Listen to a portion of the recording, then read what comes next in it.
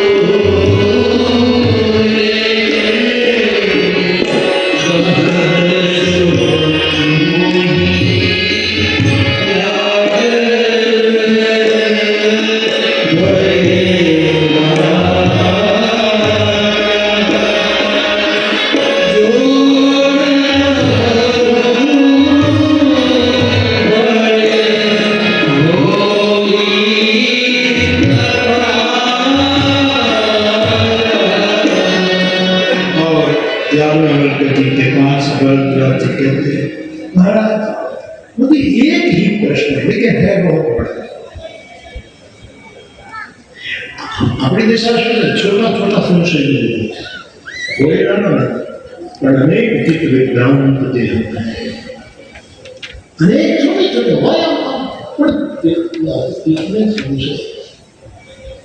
बुद्ध पुरुष मिल जाए और तुम बड़े से बड़ा संशय, ऐसी पवित्र भूमि हो, पवित्र वाणी हो, पवित्र आसन हो, ऐसे स्थान में बड़ा से बड़ा संशय, लेकिन बुद्ध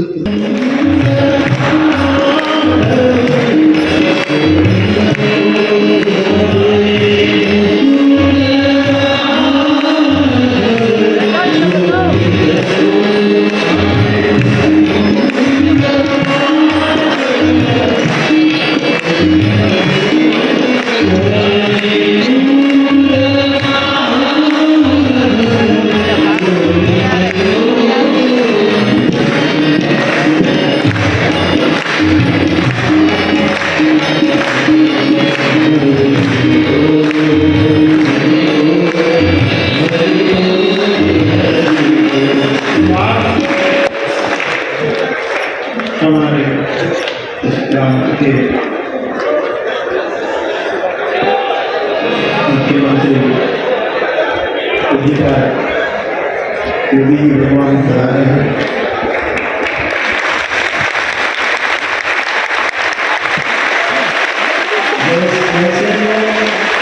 आपकी एक बहुत सनातन पीठ है,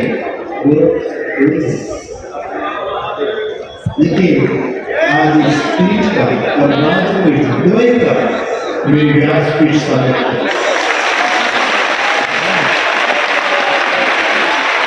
और मैं हर वक्त मेरी प्रसन्नता पेश करता हूँ, उस गाली का सहन करते हुए जो काम हो रहा है एक साधु के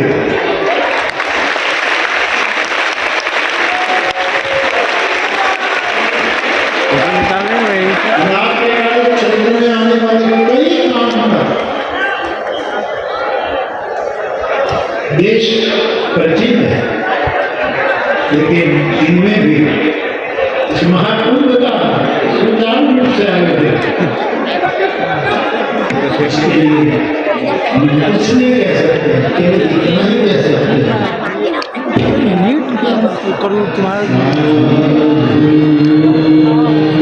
मुख्यमंत्री योगी जी आए हैं, इतना बढ़िया चल रहा है तुम्हारा। फोन कर रहे अगर नेट चलेगा तो डाले ना फिर स्विच ऑफ करके ऑन करो। प्रणाम के साथ प्रदान करते हुए विनय करेंगे। ट्राई करते रहो, मैं कॉल करूँगा। विनय करेंगे कि आप हमें आशीर्वाद दें। आपको बार-बार प्रणाम। भारत माता की वंदे संगम तीर्थराज की। मुझे बड़ी प्रसन्नता है, सिद्धों की परंपरा को सुना जरूर था, बचपन में अनुभव भी किया, लेकिन सिद्ध परंपरा किस तरह से पूरे विश्व में नए नए कीर्तिमान बढ़ सकती है, ये हमने प्रयाग की धरती में देखा है। मुझे तो लगता है कि प्रयाग एक प्रयोग है, प्रयाग एक प्रयोग है, और ये प्रयोग उत्तर प्रदेश से लेकर पूरे विश्व को जिस तरह से नए नए कीर्तिमान की ओर ले जा रहा है, क्योंकि हमारे पास पूरे विश्व से लोग आते हैं और कहते हैं वाह अमेजिंग कुंभ, ब्यूटीफुल कुंभ, डिवाइन कुंभ, डिजिटल कुंभ। और एक ऐसा महापुरुष जो सिद्धों की परंपरा से केवल आया ही नहीं है, बल्कि अपने आप में सिद्ध है। ये कोई संभव नहीं हो सकता, इतना आसान नहीं है। मैंने पूरे विश्व में मेलों को देखा है, बड़े बड़े उत्सवों को देखा है, इतनी बड़ी जनसंख्या जहां कई देश समा जाए, इतनी बड़ी संख्या जहां 10 लाख लोग रोज स्नान करते हों, आप सोचिए तो सही। और उस प्रयोग में क्राउड मैनेजमेंट को देखें तो बल्कि हर कोने में, हर कण में, हर किनारे में ऐसा मैनेजमेंट है कि सभी लोग चकित हैं, अद्भुत हैं और अकल्पनीय है कि क्या हुआ। और एक शासक जो साधक भी है और उपासक भी है, जो तीनों का संगम है, जिनका जीवन शुद्धि, बिना शुद्धि के संभव नहीं होता है। ये सारी यात्रा शुद्धि की है। केवल बुद्धि से यात्रा करने वाले लोग अपनी अलमारियों के शेल्फ तो भर सकते हैं, लेकिन समाज को खड़ा नहीं कर सकते।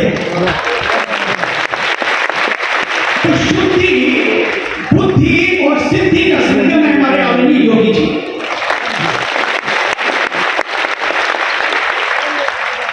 जिनके पास देव भक्ति भी है, जब वो मंदिर में है तो महंत है, मठ में है तो महंत भी है, और लेकिन जब वो केवल देश नहीं राष्ट्र को दिशा दे रहे होते हैं, तो उस समय सच मानिए वे परम संत भी हैं। मैंने तो देखा है, पहली बार अपने गांव में गए पिछले वर्ष, पहली बार सन्यासी बनने के बाद यही तो जीवन है, सभी तो अपने हैं, अपने मजे की खातिर वो छोड़ ही दिए जब रूहे सभी के गुलशन मेरे ही बन गए, सब अपने हैं। इस भाव से जीने वाला कोई योगी जी और उन्होंने आपका आश्चर्य होगा, अपने गांव में जब गए इतने वर्षों बाद पहली बार, वो भी इसलिए नहीं कि अपने लिए, अपने गुरुदेव की मूर्ति स्थापना स्कूल में होनी थी बापू जी आपको, और वहां पर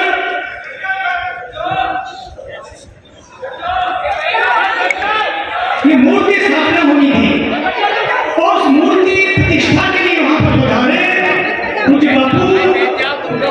प्रतिष्ठा हुई, गांव वाले ने प्रार्थना की और परिवार ने प्रार्थना, कुछ क्षण घर में चले चले, घर से निकले तो वापिस आए भी बापू 10 बाई 10 का कमरा, हम लोग रात को प्रसाद ला रहे थे, भोजन कर रहे थे।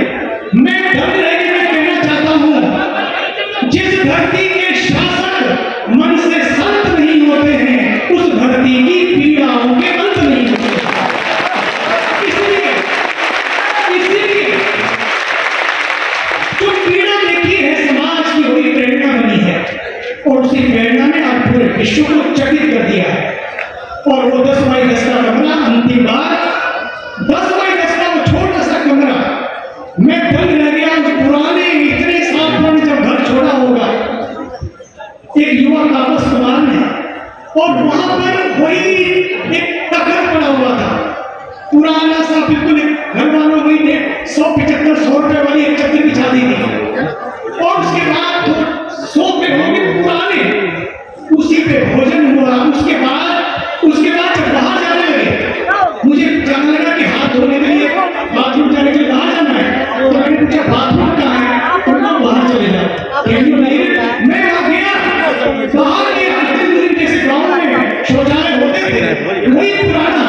सच मानिए जिसने पूरे देश का स्टाइल बदल दिया। जो लोग केवल अपने स्टाइल में लगे रहते हैं उन्होंने अपने घर की टाइल भी नहीं बदली, जिसने अपने घर की टाइल नहीं बदली वही देश को पूरे नए स्टाइल में ला सकता है, नए संगम क्रिएट कर सकता है। क्योंकि जीवन संग्राम नहीं है, जीवन संगम है। और जब संग में राम हो, तो फिर जीवन संग्राम नहीं रहता, जीवन संगम हो जाता है। आइए आज उस संगम का आप संगम की तरफ से दर्शन कर रहे हैं। मैं भारत के ही नहीं, उनको पता है हमें नए भारत की आवश्यकता है, इसलिए उस नए भारत के निर्माण में जिनकी यात्रा है, सबको लेकर चलने की यात्रा है, ऐसे महापुरुष मेरे प्रिय, मेरे अभिन्न, मेरे आदरणीय पूज्यपाद आदरणीय उत्तर प्रदेश को उत्तम प्रदेश बनाने वाले, सभी गंगा मुक्त करने वाले, प्रसाद मुक्त करने वाले, ना जाने कितने जिहादों से मुक्त करने वाले,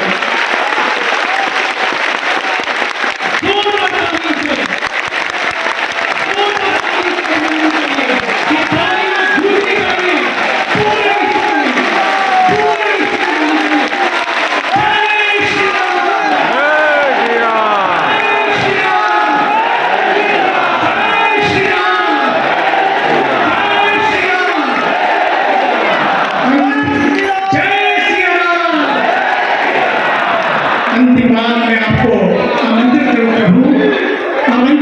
आपको एक अंतिम बार के रूप में। करोड़ों लोग जब लोग सवेरे स्नान करने गए, किसी ने भी नहीं हुआ आज तक 6 दिन 5 दिन और 6 करोड़, अब तो 9 करोड़ तक पहुंच गए हैं। पहुंचते 50 भी पार करेंगे, अभी तक चल रहा है।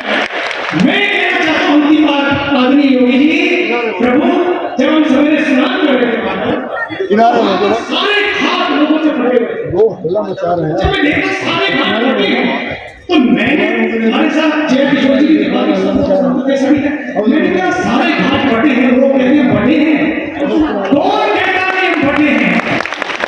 हर घाट भरा है, कौन कहता है कि भारत भरा है? और उस भारत को बटेंगे तो बटेंगे का मंत्र देने वाले जिसने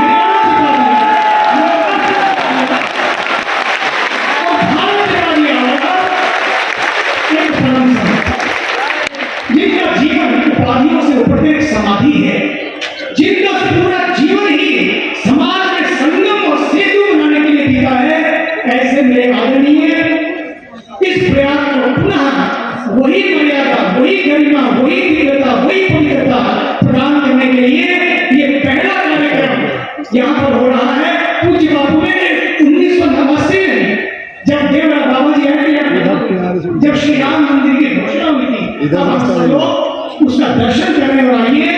अब हम पूज्यपाद परम विग्रह इस देश के नहीं, इस विश्व को एक नई दिशा देंगे। ऐसे संत आदरणीय पूज्य योगी आदित्यनाथ महाराज को मैं प्रणाम करते हुए उनको आमंत्रित करता हूं कि जोरदार तालियों से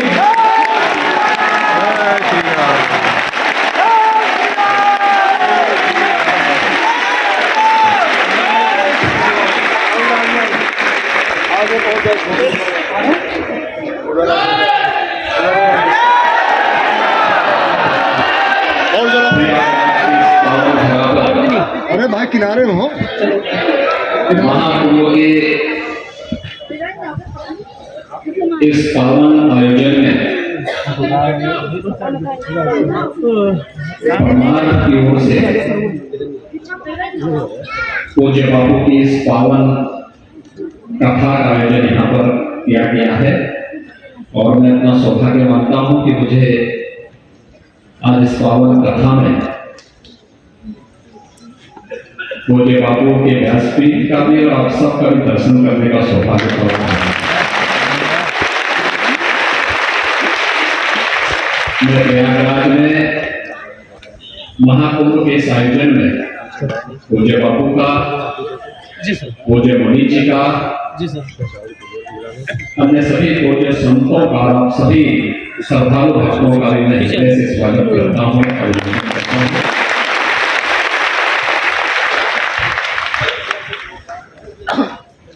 मैं भी लखनऊ से ही सीधे आ रहा हूँ।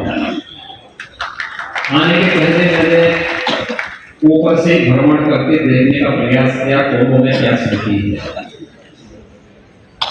क्या श्रद्धा है, क्या भक्ति है। सारे घाट पावन श्रद्धालुओं से भरे पड़े हैं। बड़ी श्रद्धा के साथ लोग हर हर गंगे का उच्चारण करते हुए डुबकी लगा रहे हैं और सचमुच ये भारत का वह दृश्य है जो जाति पाति के बंधन से मुक्त करने का हमें संदेश दे रहा है,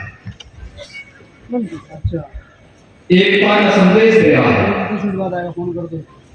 कि प्रयागराज की एकता का संदेश ही अखंड भारत के निर्माण का मार्ग प्रशस्त करने वाला है। और इसमें आप सब सौभाग्यशाली हैं कि पूज्य बापू की इस पावन कथा को श्रवण करने का आनंद भी आप सबको प्राप्त हो रहा है।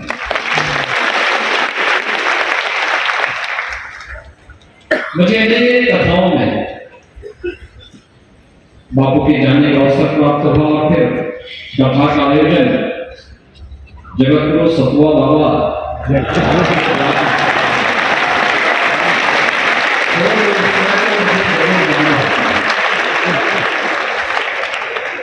ललितपुर में भी, काशी में भी, गोरखपुर में भी और भी अन्य तमाम स्थलों पर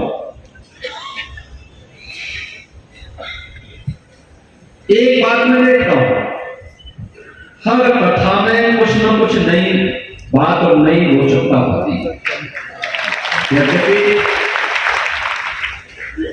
हर हर कथा अनंता की बात है, लेकिन अपनी दिव्य वाणी से भक्तों का ज्ञानार्जन करने वाले, भक्तों के मन में भक्ति का भाव का संचार करने वाले ऐसे पूज्य बाबू का मैं प्रयागराज की इस पावन धारा पर भगवान प्रयागराज, माँ गंगा, माँ यमुना और सरस्वती की इस त्रिवेणी पर कितना अद्भुत संगम है। 12 माधों की इस पावन धारा पर इस साइड हो जाइए, जहाँ पर अक्षय बढ़ रही है, आओ आप बना लो, आओ उस साइड सरस्वती कूप भी है, जहाँ पर दशाश्वमेध घाट भी है, जहाँ पर नाग वासुकी का पावन मंदिर भी है, हजारों वर्ष पुराना महर्षि भारद्वाज का पावन आश्रम भी है, भगवान श्री राम और निषाद राज की मिलन की जो स्थली है, इस पावन त्रिवेणी पर मैं पूज्य बापू का, पूज्य मुनि जी का, पूज्य संतों का, आप सभी श्रद्धालु भक्तों का मैं हृदय से स्वागत करता हूँ, अभिनंदन करता हूँ और विश्वास है कि कथा का संदेश राष्ट्रीय एकता का संदेश होना चाहिए। उत्तर हो या दक्षिण, पूर्व हो या पश्चिम, इन सब की एकता का संदेश अखंड भारत का संदेश होगा और अखंड भारत के संदेश के साथ हम सबको जोड़ना चाहिए। आप सभी प्रयागराज में आए हैं, मुझे बहुत अच्छा लगा आप सबको देख करके और मुझे पूरा विश्वास है कि आप सभी लोग यहाँ की व्यवस्था के साथ जुड़ करके यहाँ पर त्रिवेणी का आशीर्वाद लेकर के देश के कोने कोने में जाकर के अखंड भारत की इस परिकल्पना के लिए अपना पूरा जीवन लगाएंगे। आप सबके प्रति यहाँ अपने जीवन में शुभकामनाएं हैं। छोटे बातों के प्रति मैं एक बार फिर से अभिनंदन करता हूँ, उनका स्वागत करता हूँ। जय जय श्री राम।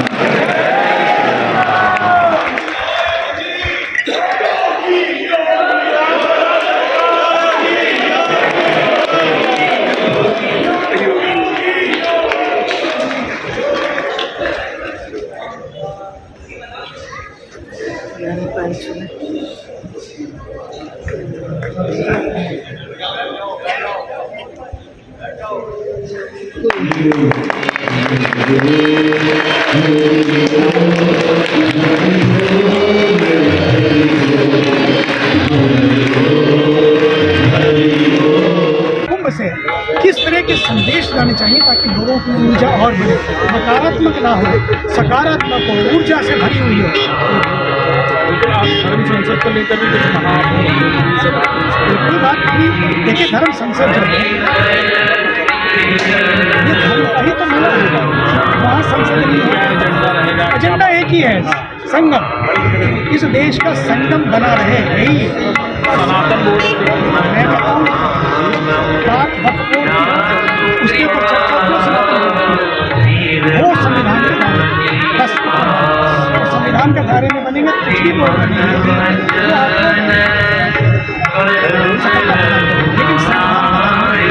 लेकिन हमारे साथ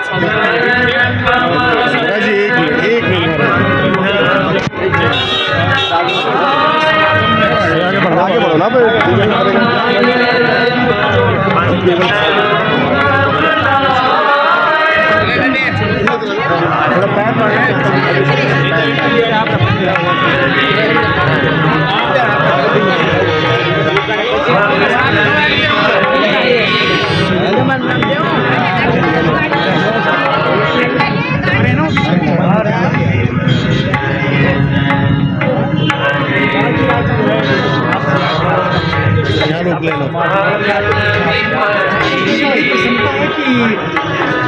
परमार्थ निकेतन शिविर में वे आए, पधारे। लेकिन मैं आपसे बताना चाहता हूँ, पूज्य संत मुरारी बापू जी की कथा संगम के तट पर एक संगम का संदेश है और यही हम सबका प्रयास है कि इस देश का संगम बना रहना चाहिए। उन्होंने बड़ी प्यारी बातें कही हैं और मैं भी यही कहना चाहता हूँ कि यदि इस देश के संगम को बचाना है तो एक ही तरीका है, सब मिलकर काम करें। ये छोटी छोटी बातों से ऊपर उठें, नकारात्मक नैरेटिव एजेंडों से ऊपर उठें। समय आया है, डुबकी लगाएं और डुबकी के साथ सब डूब जाए और एक नया विचार खड़ा हो कि हमें साथ साथ मिलकर काम करना है। यही तो भारत है। इस भारत को जिंदा रखें, क्योंकि सनातन ही भारत है और भारत ही सनातन है। अगर हम इसको लेकर चलेंगे तो पक्का मानिए। क्यों मैं ये कहता हूँ? क्योंकि सनातन सबकी बात करता है, सनातन सबको साथ लेकर चलता है। कभी नहीं कहता कि तुम नहीं और ये नहीं, वो कहता सब मेरे हैं, सब साथ साथ चलो, लेकिन भाव से चलो। कुंभ की यात्रा भूल की यात्रा नहीं, बल्कि भाव की यात्रा है। कुंभ की यात्रा किसी विवाद की यात्रा नहीं, बल्कि संवाद की यात्रा है। इसलिए संवाद का संगम इस देश को मिले, इसलिए महान कुंभ और उसकी सफलता सच मानिए, इसकी पूरी सफलता का श्रेय जाता है भारत के ऊर्जावान प्रधानमंत्री जी का नेतृत्व, आदरणीय योगी जी का रात दिन परिश्रम करना और उनके निर्देशन में मेलाधिकारी से लेकर मेला ना हो जाए। वो सभी छोटे छोटे लोग भी जो वहाँ पर हैं, वो छोटे नहीं हैं, उनकी सेवा महान है कि कहीं कचरा नहीं है, कहीं गंदगी नहीं है। लेकिन सभी को साथ लेकर जो ये प्रयास किया है, इसी से मेला सफल हुआ है। करोड़ों करोड़ों लोग आ रहे हैं, आएंगे और सब कहते हैं अमेजिंग कुंभ। क्या कुंभ है भैया, क्या कमाल है, क्या व्यवस्था है। ये व्यवस्था का भी दर्शन है और आस्था का भी दर्शन है।